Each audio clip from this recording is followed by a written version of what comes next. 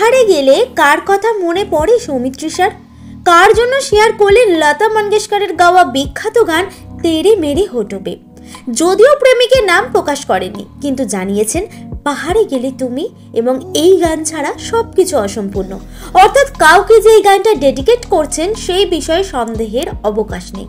অপরদিকে সৌমিত্রিষা বলছেন, আপনজন বলতে শুধুমাত্র পরিবারের লোকজনকেই বোঝায়, যারা তাঁর সাফল্য দেখে কোনো রকম অনিশ্চয়তায় ভোগেন না। আমরা জানি পরিবারের সাথে অনেক সময় কাটান সৌমিত্রিষা, আর তার বন্ধু তালিকায় ক্রমশ ছোট হয়ে চলেছে। অনেক বন্ধু তো তাকে অহংকারী বা স্বার্থপর বলেছেন। বন্ধু তালিকা যে ছোট হচ্ছে সেই কথা এক প্রকার স্বীকারই করে নিয়েছেন আমাদের মিঠাই রানী। বলছেন বধূ তো তার সঙ্গে বেশি দিন কারোরই থাকে না, তাই সেই বাইরের বন্ধুদের ওপর বেশি বিশ্বাস না করে নিজের পরিবারের সঙ্গেই বেশিরভাগটা কাটানোর পক্ষপাতী প্রধানে নায়িকা।